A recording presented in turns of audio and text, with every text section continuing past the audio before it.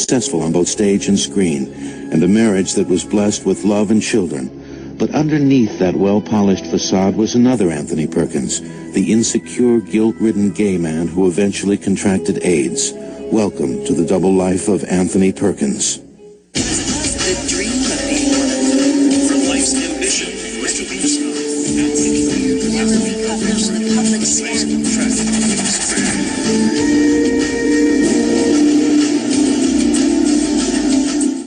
Actor Anthony Perkins became a permanent part of American culture by virtue of a single movie role. That role, of course, was Norman Bates in the Alfred Hitchcock classic Psycho.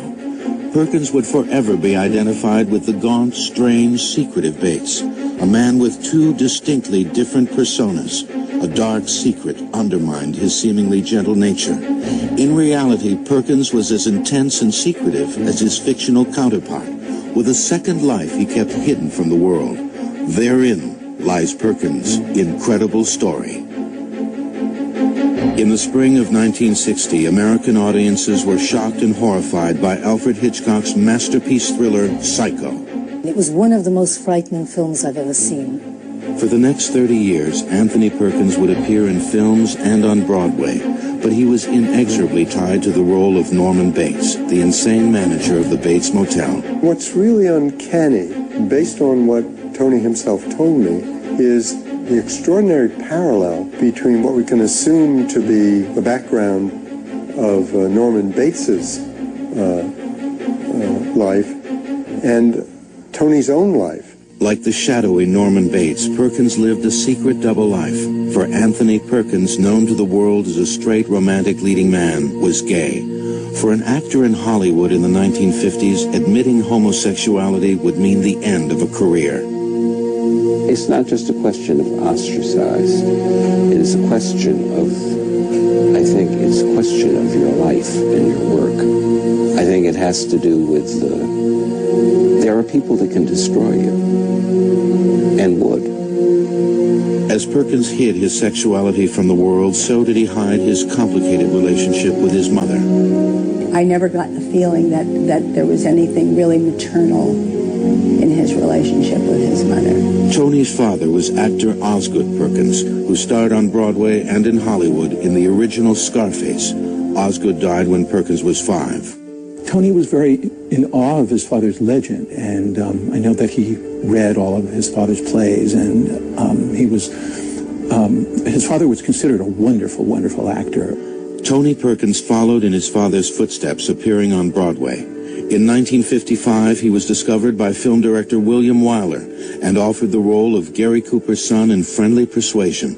Perkins turned down the studio's airline ticket and hitchhiked to Hollywood instead. His performance in the film earned him an Academy Award nomination.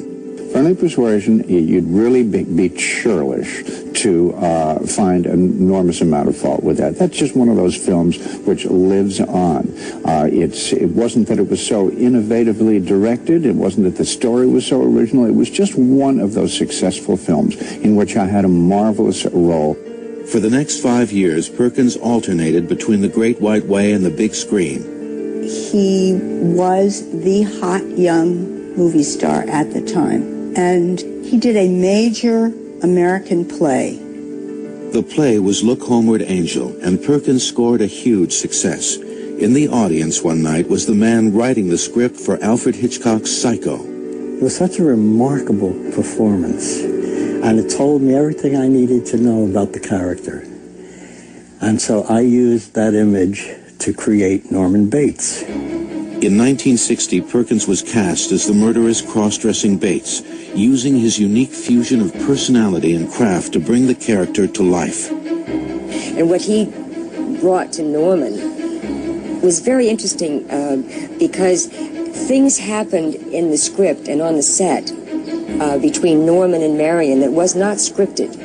The role of Norman Bates made Perkins a cult figure. Psycho opened in 1960 and was a huge hit, but the part ultimately did more damage to Perkins' career than he ever thought possible. I think we were looking for a little bit of Norman Bates in every one of Anthony Perkins' performances.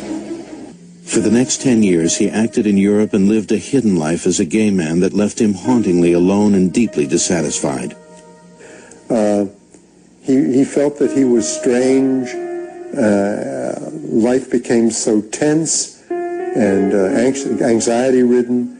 He didn't really know what to do with himself. A tormented Perkins turned to psychotherapy. Eventually, he sought out controversial psychotherapist Mildred Newman. She subscribes to the school of psychiatry that believes that homosexuality is something to be overcome. I think he wanted to be a normal person, a human being, instead of a movie star, and have a family, and maybe that Mildred could help him to live with being a movie star and to live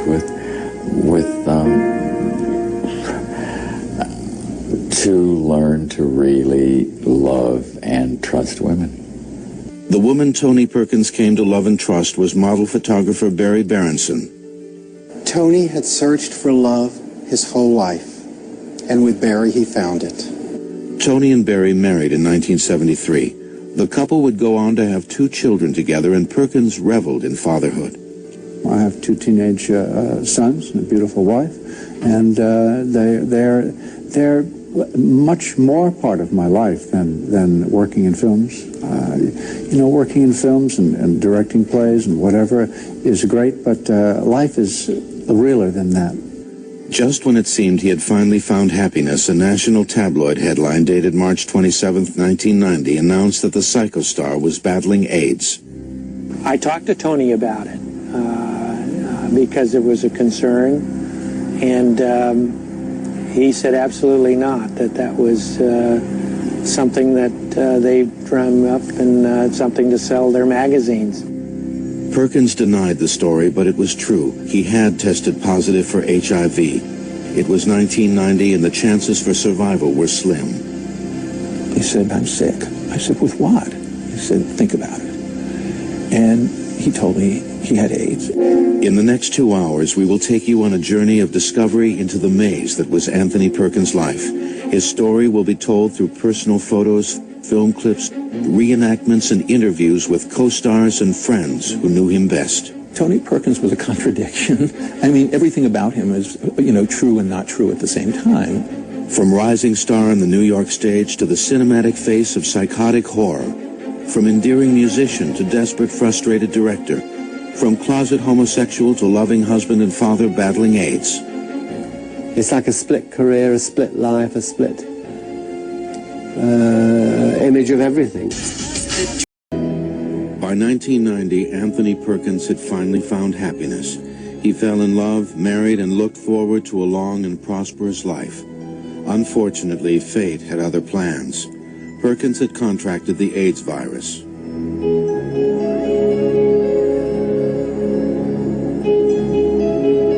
Fearing for his career and in an effort to shield his family from the glare of publicity, Perkins struggled to keep his illness secret. As his condition worsened, however, he began to inform his closest friends. When I first heard that Tony had AIDS, I was in this room. He told me himself. He called me on the phone to tell me. And it was a phone call that I won't forget because I've never seen or heard Tony cry before. And he called up and he said, I haven't seen you in a month or so, but I said, Tony, you sound terrible. Are you drunk or something? He said, no. I said, what's wrong? And he said, do I have to tell you? I said, what are you talking about? He said, I'm sick. I said, with what? He said, think about it. Perkins was ill, but far from giving in to the disease. I remember once Osgood called me up and said, Dad's taken a turn for the worse, and do you want to come by and see him? And I did, and then, like 2 days later, Tony was fine. It was like, I don't know, I mean, it was one of these things, I thought he was going to die that day that I was there. And then the next day, he's on the phone and he's laughing, and he has all this energy. Perkins fought the good fight, but inevitably the disease corrupted his body. It's not somebody that you recognize that you knew. It's somebody else, isn't it? It's really gone into a different stage. There's a pallor and a ghostly look and also other person look. It's almost like a clone look. Do you know what I'm saying to you? It's a kind of strange look. And if you see A lot of AIDS victims, if you see any kind of photograph towards the final stages, they take on another kind of persona. Then one Saturday I got a call saying, we don't think that he's going to live through the day, and that's when Barry asked me to get a priest. Tony was lying in bed, kind of gasping for breath, and people were going in to say goodbye. And he was in his bed, the bed that he always slept in, and there was a male nurse there, and he had all kinds of equipment around him, life support systems and things, and it was just very close friends and his kids and people saying goodbye. The love of his life was Barry Berenson and those two boys, those sons. And both his sons, I'm sure, loved him. Because I think, his world were there, those boys. I wasn't in the room when he died, but you could just hear everybody crying. I mean, he'd lived with Barry for 19 years. And they had 2 children, and they all started to cry. Anthony Perkins succumbed on Saturday, September 12, 1992 at 3:30 in the afternoon. He was 60 years old. The cause of death was wasting syndrome, an AIDS-related condition. I wouldn't have been so concerned, but for the people that were hanging around in front of the house and everything, and freelance photographers and the Inquirer photographers, and it became kind of a disgusting kind of circus, almost like vultures waiting for someone to die. I mean, it was horrible. This is a statement that was written by Tony to be read at the time of his death. I chose not to go public to misquote Casablanca. I'm not much at being noble, but it doesn't take much to see the problems of one old actor don't amount to a hill of beans in this crazy world. There are many who believe that this disease is God's vengeance, but I believe it was sent here to teach people how to love and understand and have compassion for each other. I have learned more about love, selflessness, and human understanding from the people I have met in this great adventure in the world of AIDS than I ever did in the cutthroat, competitive world in which I have spent my life. On September 18, 1992, Universal Studios took out a full-page ad in Variety with the words, "You will be missed." The next day, friends gathered at the Perkins home for a memorial service. Producer Jerome Hellman. And there was a huge turnout. And the gardens were filled with people, and the main room in which what few remarks were made was filled to overflowing. I said that Tony was my first adult friend, and I'd never met anybody like him, and that I remember Reader's Digest used to have a feature called The Most Unforgettable Person That You Ever Met, and I would say that was Tony for me. And then I said that he had a wonderful life, half of it as a famous star and half of it as a family man with a wife and 2 kids. And he was lucky not to have had it at the same time because he could enjoy them both to the fullest, which he did. He would never be forgotten, for each person touched by Tony Perkins carried a special memory. I think the tragedy of his life is not that he was not open about what he was, but that the world in general was never able to receive all of his talents because they were enormous. Tony's one of those fascinating people that the more you get to know him, you realize the more there is to know. And he is that puzzle to figure out, and you never quite figure it out all the way, but you realize that it's a wonderful process you're going through and getting to know him. You were haunted by his work. He brought something new to his work that had never quite been seen before. And both in his personal quality and in the exact way he acted, he had a kind of laconic way of acting that still had a lot of demons in it. And it was very personal. It was unique, his work. He was one of the first people to come out and talk about his homosexuality and his past, and So I think that took an awful lot of courage for him to do that. I just thought he was an incredibly generous and gentle individual, and he's a very generous and gentle man, and it's a loss to the, fortunately, to his family, his loved ones, but to the industry also. One of his sons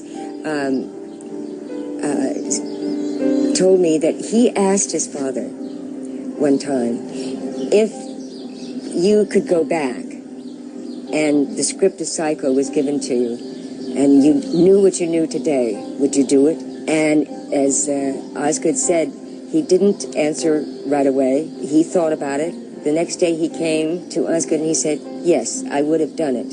And he gave the reason. And the reason is that as an actor,